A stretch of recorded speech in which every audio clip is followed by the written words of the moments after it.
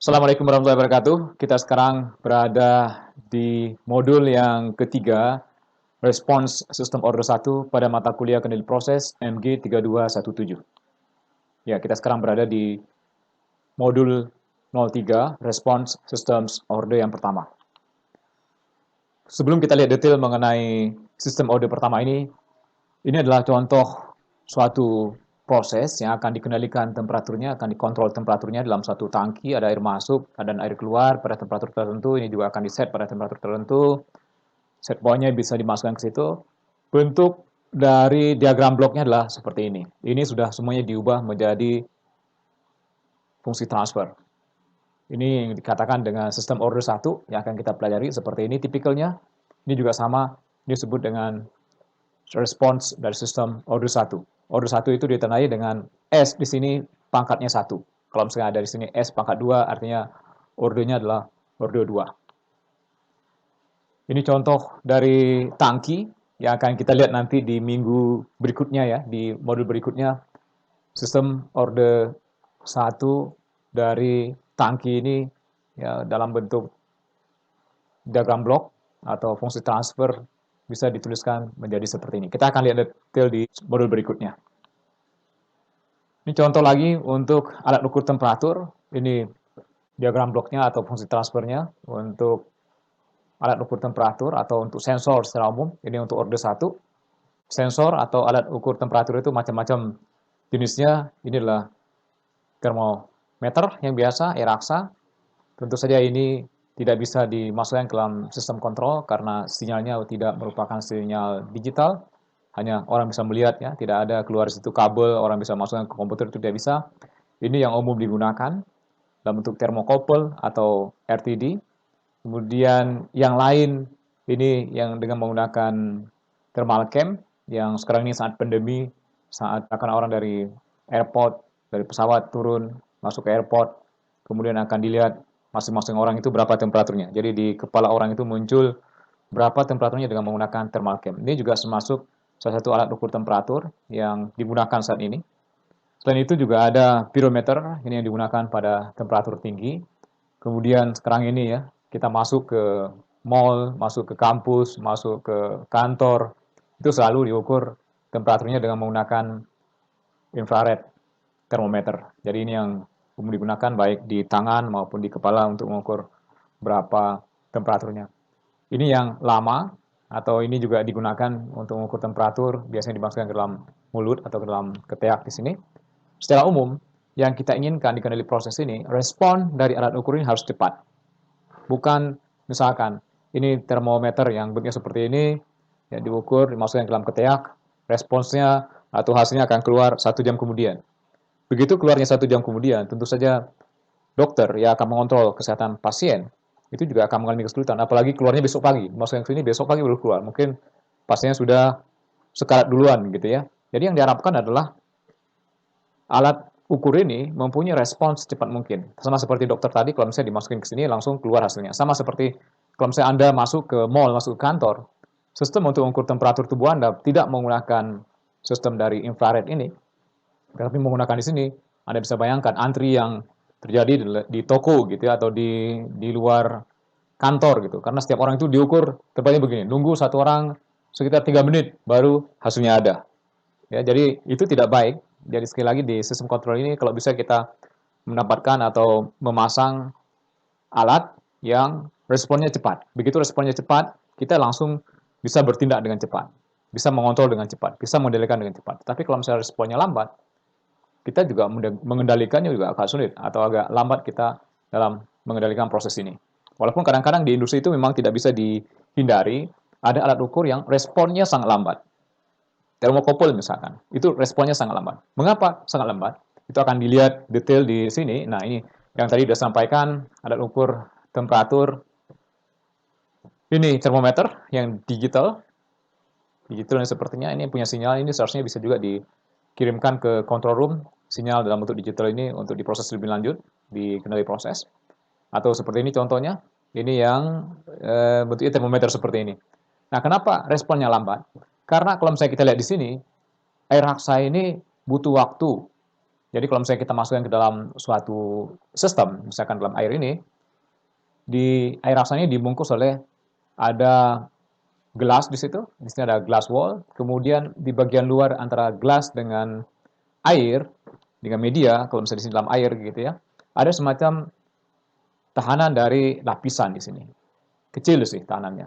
Jadi temperatur yang dari luar ini sebelum masuk ke bagian dalam untuk membuat pengembangan atau menjadi memuai dari air aksa ini itu butuh waktu. Temperatur di luar itu harus menembus ini terlebih dahulu sampai suatu saat temperaturnya sampai di dalam. Ini yang menyebabkan respons dari alat ukur ini menjadi lambat. Nah, dengan menggunakan infrared itu langsung langsung datang ke sini sinyalnya, kemudian langsung balik ke alat ukurnya, langsung dia tahu berapa temperaturnya. Itu cepat sekali sinyalnya kita dapatkan atau hasilnya kita dapatkan dibandingkan dengan ini. Jadi di sini terdapat delay. Delay ini yang akan kita lihat detail nanti, ini disebut dengan respon. Jadi kalau misalnya kita mengukur sesuatu, responsnya berapa lama. Sama seperti yang di order satu atau di sistem yang lain juga sama. Kalau misalnya kita mengganggu sesuatu dalam sistem, respons atau balikan yang akan kita terima itu berapa lama. Kita akan lihat mengenai tangki, mengenai ketinggian air dalam tangki. Ini yang umum digunakan juga di proses kontrol atau di pabrik juga kita kendalikan supaya tidak terjadi tumpah dari air yang ada dalam tangki, termasuk di rumah untuk kehidupan sehari-hari. Di toren air, penampungan air yang ada di belakang rumah, itu juga menggunakan sistem yang otomatis. Artinya begitu airnya turun ke level tertentu, pompanya nyala, kemudian begitu naik ke level tertentu lagi, pompanya mati untuk memasukkan air ke sini. Anda lihat di sini ada dua sistem. Yang pertama dikendalikan oleh orang, manual. Yang satu lagi dikendalikan oleh sistem kontrol. Jadi ini otomatis. Ini otomatis, yang sebelah kiri ini manual. Anda bisa bayangkan, kalau misalnya ada orang yang tugasnya adalah mempertahankan ketinggian dari air dalam tangki ini. Jadi ini di dalamnya ini bisa dengan menggunakan gelas ya, sesuatu yang bisa dilihat atau ada indikator naik turun. Jadi orang ini ditugaskan untuk mempertahankan ketinggian air dalam tangki setinggi ini yang H. Jadi ini adalah yang diinginkan, yang H ini. Begitu ada penyimpangan, operator ini harus membuka atau menutup valve ini. Ini bisa saja berubah-ubah. Kalau misalkan dalam kasus seperti ini, operator harus membuka supaya yang ini lebih keluarnya lebih banyak, nanti ini akan turun. Kalau misalkan ini udah agak di bawah, dia harus menutup. Jadi supaya ini naik levelnya. Itu dilakukan terus-menerus selama 24 jam tanpa henti. Kalau misalnya orang yang melakukannya, tentu saja tidak akan mungkin. Karena orang itu butuh makan, butuh istirahat, butuh kamar kecil, ya di tengah-tengah juga capek gitu, tidak akan mungkin terus begini, buka tutup. Alangkah baiknya kalau misalnya ini dibuat menjadi sistem kontrol yang otomatis. Dalam hal itu, kita butuh yang pertama adalah sensor. Ini sensor yang dibutuhkan. Kemudian butuh controller. Ya, sama seperti orang, ini butuh mata. Mata ini tidak lain sama dengan sensor. Controller itu sama dengan otak di dalam dari operator ini untuk mengambil keputusan. Kemudian ada aktuator atau final control element. Aktuator ini adalah untuk membuka atau menutup valve. Sama seperti ini, kasusnya adalah tangan. Tangan operator ini adalah aktuator. Kemudian sensor ini yang umum digunakan di industri, bisa dengan menggunakan radar, bisa yang tersentuh langsung, ada yang level bawah, level atas. Ini tanpa tersentuh langsung ya. Jadi dari sinyal dikirimkan, kemudian sinyal balik, tahu berapa jaraknya dari permukaan ini ke permukaan dari air. Kita akan lihat salah satu contoh mengenai ketinggian air dalam satu tangki. Respons dari ini seperti apa? Jadi kalau misalnya kita buka, ini sedikit, kita lihat ketinggiannya seperti apa. Kalau misalkan yang keluar ini tentu saja tetap. Ya. Jadi ini suatu tangki, diketahui A itu merupakan luas permukaan dari tangki, kemudian R itu adalah tahanan pada saat dia keluar di sini, dan Q itu adalah laju alir dari air, dalam hal ini adalah yang masuk, Q in, di sini ada in-nya, kemudian yang O, QO itu maksudnya Q out itu yang keluar. Kemudian di sini untuk memudahkan sekali lagi, Q yang keluar ini berbanding lurus dengan H dibagi dengan R. Tentu saja kalau misalnya Anda belajar fisika juga sama, tetapi seharusnya di situ hanya kalau tidak salah pangkat setengah ya. Kalau tidak salah Anda harus lihat kembali di fisika. Jadi ini diasumsikan bahwa Q ini masih berbanding lurus dengan H, artinya kalau misalnya ini lebih tinggi, tentu saja laju ini juga akan lebih besar dibandingkan dengan ketinggian yang menjadi lebih rendah di sini. Tentu saja laju di sini akan menjadi lebih kecil. Jadi Q0 yang keluar di sini atau Q out itu sama dengan H dibagi dengan R. Itu diasumsikan. Kemudian kita akan menganalisis satu persatu dari sistem ini untuk melihat responnya bagaimana kalau misalnya saya membuka valve yang akan masuk, membuka air yang akan masuk dalam tangki ini. Jadi yang ini tiba-tiba dibuka, yang Q1 ini tiba-tiba dibuka, seperti apa responnya dalam ketinggian. Ini kalau misalnya kita di rumah, Anda sebelum mandi mungkin dia menggunakan bak mandi, sebelum mandi pasti mengontrol dulu bak mandinya, kemudian buka kerannya. Nah, berapa ketinggian atau berapa lama dari bak ini akan penuh. Dia tentu saja tidak akan langsung penuh. Di saat itu juga dia akan penuh pelan-pelan. Apalagi kalau misalnya ada di sini kasusnya adalah ada yang keluar lagi. Jadi di bagian bawah Anda buka untuk mengeluarkan air, kemudian di bagian atas Anda masukkan airnya, kemudian Anda lihat berapa seperti apa ketinggiannya. Itu yang akan dilihat sekarang ini. Jadi untuk menganalisis tangki ini kita butuh neraca material. Neraca material ini tidak lain adalah massa dari air, kalau misalnya kita anggap ini adalah air, massa dari air yang masuk dikurang dengan massa air yang keluar. Jadi ada air yang masuk Q T dan yang keluar adalah Q0T, tapi ini volume ya. Jadi Q ini adalah kalau misalnya dilihat di sini laju alir volumetrik dalam satuan meter kubik per menit. Anda harus ubah terlebih dahulu menjadi massa. Jadi yang dilihat bukan massanya, bukan volumenya. Massa air masuk dikurang dengan massa air keluar sama dengan laju akumulasi dari air dalam tangki. Dan Anda juga sudah pernah belajar di fenomena transport, laju massa masuk dikurang dengan laju massa yang keluar. Kalau misalnya ada di situ apakah regenerasi, itu sama dengan akumulasi. Jadi untuk mengubah yang masuk ini, Q menjadi massa itu harus dikali dengan rho. Jadi kalau misalnya dilihat satuannya, Q ini satuannya adalah meter pangkat 3 per menit. Kemudian yang rho ini kilogram dibagi dengan meter pangkat 3. Kalau misalnya dikalikan, rho dikali dengan Q itu sama dengan kilogram dibagi meter pangkat 3 dikali meter pangkat 3 dibagi menit. Sehingga sisanya adalah kilogram per menit yang merupakan laju dari air yang masuk dalam satuan kilogram per menit. Dengan hal yang sama juga untuk yang keluar, satuannya sama. Jadi rho dikali dengan Q out dikali dengan T, ini asumsinya bahwa tidak ada terjadi perubahan dari densitas pada saat dia masuk dan pada saat dia keluar. Kalau misalnya ada terjadi perbedaan densitas, tentu saja dia akan sedikit lebih rumit lagi. Itu sama dengan laju akumulasi. Laju akumulasi yang terlihat jelas di sini adalah perubahan ketinggian. Perubahan ketinggian dalam tangki ini terlihat jelas. A-nya tetap, artinya ada volume di sini. A dikali dengan H, itu sama dengan volume. Volume harus menjadi massa, dikali dengan rho, menjadi kilogram, kemudian per satuan waktu. Jadi perubahan dari tinggi ini per satuan waktu, itu kita bisa ubah menjadi kilogram per menit ya dengan mengambil A-nya dan juga mengalikan dengan rho.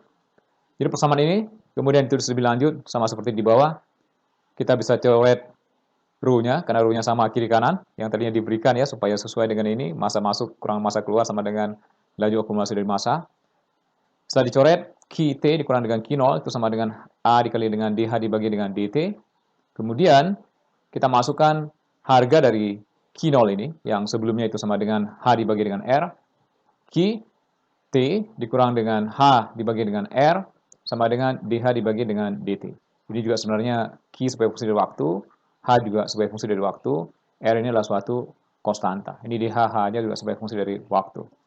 Pada keadaan tunak, artinya keadaan yang tidak lagi berubah sebagai fungsi waktu, atau DH dibagi dengan DT itu sama dengan 0, sehingga persamaan ini kita bisa tuliskan QS dikurang dengan HS dibagi dengan R itu sama dengan 0.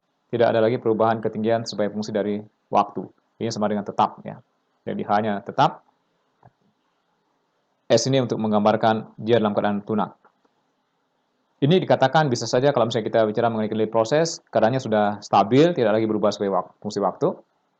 Nah, kemudian kita lihat keadaan yang selalu berubah sebagai fungsi waktu, kita kurangkan persamaan yang di atas ini dengan yang di bawah, sehingga didapatkan Q dikurang dengan QS itu sama dengan 1 per R dalam kurung H dikurang dengan HS ditambah dengan A dikali dengan DH dikurang dengan HS dibagi dengan DT. Kemudian didefinisikan bahwa Q besar itu sama dengan Q dikurang dengan QS. Jadi Q yang tidak pada keadaan tunak artinya sesaat yang sekarang ini kita lihat, apalagi kalau misalkan terjadi deviasi, itu sama dengan Q besar. Hal yang sama juga untuk H. H besar itu sama dengan H dikurang dengan HS. Sehingga persamaan yang di atas ini bisa kita tuliskan Q itu sama dengan 1 dibagi R dikali dengan H ditambah dengan A dikali dengan DH dibagi dengan DT. Jadi persamaan ini, yang tadi yang sebenarnya sudah kita dapatkan, kalau misalkan dilakukan transformasi Laplace dari persamaan ini, jadi Q yang tadinya sebagai fungsi waktu menjadi Qs sama dengan 1 dibagi dengan R, H menjadi H dalam kurung S, kemudian A suatu konstanta dikali dengan SHS. SHS ini tidak lain adalah turunan dari atau transformasi Laplace dari turunan DH dibagi dengan DT itu sama dengan SHS dikurang dengan H pada T sama dengan 0. Pada T sama dengan 0 ini dianggap dia dalam keadaan tunak, tidak berubah. Artinya di situ harganya sama dengan H sama dengan 0, H pada T sama dengan 0 itu harganya sama dengan 0, sehingga di sini tinggalnya adalah SHS. Kemudian disederhanakan atau ditulis H dibagi dengan QS, tinggal dari persamaan ini di H-nya menjadi ke atas di sini, kemudian QS jadi di bawah, itu sama dengan R dibagi dengan tau S tambah 1. Dari sini muncul yang namanya fungsi transfer. Fungsi transfer secara umum kita bisa tuliskan G dalam kurung S itu sama dengan Y dalam kurung S dibagi X dalam kurung S. Jadi ini tidak lain, maksudnya adalah YS itu merupakan produk, itu sama dengan GS ini fungsi transfernya dikali dengan XS, ini input. XS adalah input, ini outputnya, ini fungsi transfer. Kalau misalnya dibuat dalam bentuk diagram blok, outputnya adalah YS, ini sama dengan YS, sama dengan GS, fungsi transfer, XS, input. Input dikali dengan fungsi transfer sama dengan output. Itu maksudnya. Jadi ini sinyal yang keluar, ini sinyal yang masuk, ini adalah fungsi transfernya. Hal yang sama, jadi kalau misalnya kita punya persamaan seperti ini, kita bisa tuliskan GS itu sama seperti di atas itu sama dengan HS dibagi dengan QS.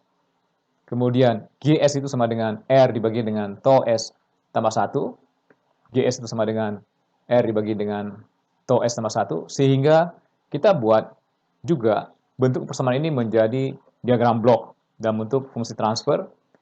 Jadi kita bisa tuliskan HS itu adalah produk atau output. Kemudian R dibagi dengan tau S tambah 1 inilah fungsi transfer yang ini. Kemudian Q adalah inputnya. Ini sudah menggambarkan apa yang terjadi dalam tangki. Artinya kalau misalnya kita ubah Q sebagai inputnya, H ini akan berubah. H atau ketinggian dalam tangki ini akan berubah-ubah. Bergantung kepada fungsi transfer ini. Ini adalah fungsi transfernya. Dengan ini mudah sekali kita bisa melihat kalau misalnya ini kita ubah bentuk sinyal apapun yang kita ubah, apakah kita buka, kita tutup, buka, tutup, buka, tutup, buka, tutup, kita bisa memprediksi berapa ketinggian dari H ini. Respon dari sistem order 1 ini, kalau misalnya kita akan melihat bentuk kurvanya seperti apa, kita harus selesaikan lebih lanjut. Jadi ini disebut dengan order 1, sekali lagi karena S-nya pangkatnya pangkat 1. Jadi ini S-nya pangkat 1. Kalau misalnya S di sini pangkat 2, ada entah bagaimana caranya ada 2, artinya itu order 2. Kalau misalnya dia pangkat 3, itu maksudnya adalah order 3. Sekarang kita ambil, kalau misalnya saya buka keran ini sebagai fungsi dari anak tangga. Buka, kemudian biarkan di situ. Jadi QT itu sama dengan unit step, dan ini harganya 1. Kemudian kita transformasi Laplace dari unit step ini, itu sama dengan 1 dibagi S. Kemudian substitusi QS ini ke persamaan di atas, jadi QS ini sama dengan 1 per S, HS itu sama dengan 1 per S dikali dengan R dibagi dengan tau S tambah 1. Setelah itu, kalau misalnya kita akan melakukan transformasi balik, ini tidak ada ini. 1S, 1 bagi S dikali dengan R dibagi dengan tau S tambah 1, tidak ada. Kita sudah lihat di modul sebelumnya, di transformasi Laplace. Ini harus diuraikan terlebih dahulu, sehingga menjadi, kita cari A dan B-nya ya, sehingga menjadi persamaannya H dalam kurung S itu sama dengan R dikali dengan 1 per S dikurang dengan 1 dibagi dengan S ditambah dengan 1 per tau. Jadi ini ditulis lagi ke atas sama supaya bisa ditransformasi balik dengan mudah. Jadi S itu jadi sama dengan 1 di sini, tidak ada tau, supaya itu selesai, atau supaya ini tinggal S saja, taunya tidak ada di sini, R dibagi dengan tau, ditambah dengan 1 dibagi dengan tau. Yang ini. Jadi bentuknya seperti di atas. Oke, jadi ini diagram blok untuk kalau misalkan yang di atas key S-nya disubstitusi dengan super S menjadi seperti ini. Kalau misalnya kita sudah dapat persamaan akhirnya seperti ini, kita bisa lakukan transformasi balik. Transformasi balik itu sama dengan, atau HT itu sama dengan R dikali dalam kurung 1 dikurang eksponen minus T dibagi dengan tau. Kalau misalnya kita sudah punya persamaan seperti ini, tentu saja mudah sekali kita alurkan di Excel. Ini contoh, kalau misalnya kita punya persamaan seperti ini, kita bisa membuat grafik di Excel. Yang warna merah adalah step function-nya, dibuka cepat sekali. Ya, dalam waktu singkat dibuka, tidak ada miring ke sini ke sana sehingga butuh waktu, enggak. Pelan-pelan dibukanya tidak, tapi cepat dibuka. Ke satu, ini yang kerannya dibuka, yang ini. Kemudian dilihat seperti apa ketinggian dari air. Jadi ketinggian airnya, tentu saja ini tetap ya, yang keluar ini tetap. Ketinggian air itu akan naik, suatu saat dia akan tetap di situ. Dan ini kalau misalnya dilihat bergantung kepada diameter dari tangki ini. Kalau misalnya diameternya besar, tentu saja ini agak lama naiknya. Tapi kalau misalnya diameternya kecil, tinggi, kecil gitu ya, ini cepat sekali naiknya. Beda dengan sensor, sensor kita ingin secepat mungkin. Kalau misalnya untuk proses, kita harapkan prosesnya kalau misalnya diganggu sedikit saja, dia tidak begitu sensitif. Si prosesnya tidak begitu sensitif. Kalau misalnya prosesnya sensitif, kita ganggu sedikit saja dia berubah gitu ya, itu sulit juga untuk mengontrol. Jadi kita harapkan biasanya atau mendesain proses yang tidak begitu sensitif, tetapi alat ukurnya harus sesensitif mungkin. Kalau misalnya prosesnya sensitif itu sulit. Contoh misalkan orang mendesain tangki. Tangki itu kalau misalnya untuk ketinggian, untuk melihat ketinggian, tidak pernah tangki itu didesain diameternya kecil, kemudian dia tinggi. Jadi kurus, ceking. Tidak. Untuk mendesain tangki bukan seperti itu. Begitu kita ubah sedikit langsung ketinggiannya langsung meningkat gitu ya. Dengan kita masukkan air sedikit saja. Itu tidak diinginkan. Dalam kasus seperti ini mungkin tangkinya agak sedikit lebar, tentu saja setelah itu harus mempertimbangkan dari sisi prosesnya bisa diaduk dengan baik atau tidak ya. Kita lihat mixing time-nya. Nah, itu akan lebih baik dibandingkan dengan tangki yang coarse checking. Jadi agak gemuk ya, lebar sedikit, agak gendut. Ya, itu lebih baik karena tidak begitu sensitif terhadap perubahan dibandingkan dengan yang checking ini. Kalau misalnya kita lihat tadi masalah ketinggian.